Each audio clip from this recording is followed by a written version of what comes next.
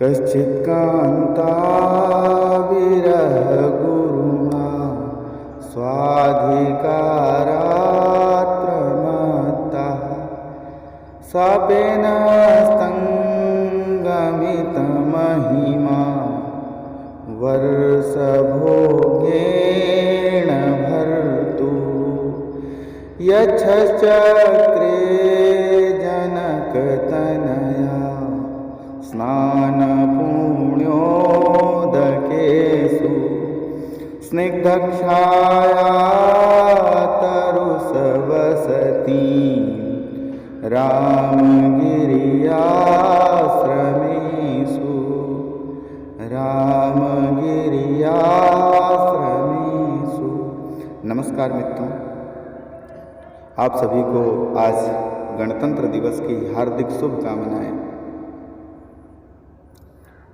प्रिय मित्रों, कालिदास ने अपने खंड काव्य कीर्ति काव्य मेघदूत में भी गणतंत्र की एक परिकल्पना दी थी।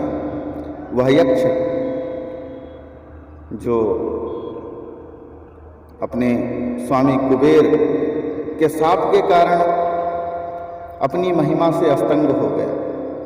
अस्तंगमित महिमा वर्ष भोगेण भर्तु। किस कारण से, तो उसमें उल्लेख किया है स्वाधिकारात् प्रमत्तः, अपने अधिकारों से में प्रमत्त होने के कारण। शापेन अस्तंगमित महिमा वर्ष भोगेण भर्तु। वैसे तो बहुत कुछ बोलने को है, बहुत कुछ बताने को है, परंतु प्रत्येक व्यक्ति को यह सुनिश्चित कर लेना चाहिए अपने जीवन में कि हमारे जो नियत कर्म है, नियतम कुरु कर्मत्वम कर्म ज्यायो है कर्मणः, कुछ न करने से अच्छा है नियत कर्म किए जाएं। शरीर यात्रा पिचते न प्रसिद्धेत अकर्मणः। हमारे जो निर्धारित कर्म है, हम अपने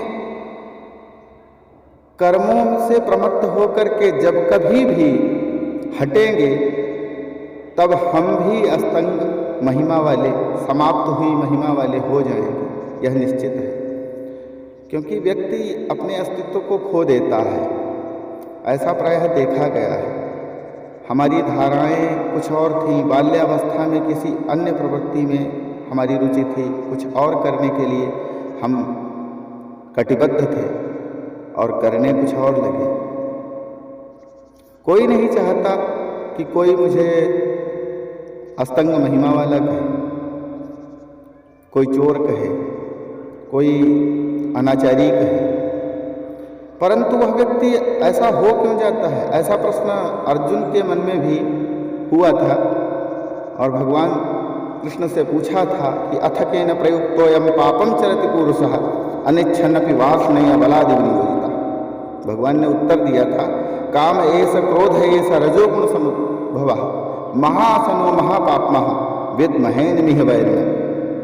हे पार्थ, तो इस विषय में अपनी कामनाओं को ही वैरी जान। वास्तव में हम अपने कार्य में, हमारे अपनी स्वधर्म निष्ठा में नियत रहें, करते रहें, अपने निर्धारित कार्यों को, अपनी कार्यों से प्रमत्त न हो, नहीं तो हम भी अस्तंग महिमा वाले हो जाएंगे। वर्तमान में लोगों ने धर्म की परिभाषा ही बदल दी है। धर्म शब्द ध्री धारणे शब्द से, धातु से बना है, ध्री धारणे से निष्पन्न है, जिसका वास्तविक अर्थ सामान्य कहा जाए तो कर्तव्य का पालन होगा। संप्रदायों को आज धर्म से जोड़ा जा रहा है। यह एक अलग विषय बनता चला जा रहा है। जैसे मैं एक अध्यापक हूँ तो अध्यापन मेरा धर्म है। कोई छात्र है तो उसका धर्म छात्र धर्म है, कृषक है तो वह कृषक धर्म है, कोई पिता है तो उसका पितृ धर्म है, कोई पुत्र है तो उसका पुत्र धर्म है। शास्त्रों ने कहा भी है कि धर्म के संचय को हम अपनी परंपरा बनाएं, तो उस धर्म के संचय की तो बात नहीं की गई। इस धर्म, समाज, स्थिति, कर्म को समझते हुए हम अपने गणतंत्र को मनाएं। लोगों ने तंत्र का अर्थ शासन किया, गण का अर्थ लोग किया, लोगों का, जनता का शासन, अच्छी बात है, परंतु इसके अन्य भी अर्थ हैं। किसी भी शब्द का ठीक निर्धारण एक वाक्यांश से नहीं हो सकता। यही व्याकरण है और यही व्याकरण दर्शन है। व्याकरण दर्शन एक अद्भुत दर्शन है जिसे शब्दानुशासन शास्त्र भी कहा जाता है। मैं बहुत अधिक अपनी बात को विस्तारित नहीं करना चाहूँगा, इतना ही कहना चाहता हूँ कि इस गणतंत्र दिवस से हम काल के नियत चलने की भी प्रेरणा लें। जो बीता हुआ हमारा समय है, हम कितने भी अधिक धनपति क्यों न हो, उसे हम वापस नहीं ला सकते। इसलिए सत्कर्म करते हुए और जो भगवान ने धन की भांति हमें यह समय दिया है उसे खर्च करें, क्योंकि भर्तृहरि ने भी लिखा था, भोगा न भुक्ता वयमेव भुक्तः, तपो न तप्तं वयमेव तप्तः, कालो न याता वयमेव याता, तृष्णा न जीर्णा वयमेव जीर्णा। भोगों को क्या भोगा हमने, भोग हमें भुगताई गए। तपते रहे तपों को हम क्या, तप ही हम पर ताप गए। रहे सोचते काल काट लें, काल हमें ही काट गया। कृष्णे तू तो हुई न बूढ़ी, हमें बुढ़ापा चाट गया। मैंने अपने थोड़े से शब्दों में ही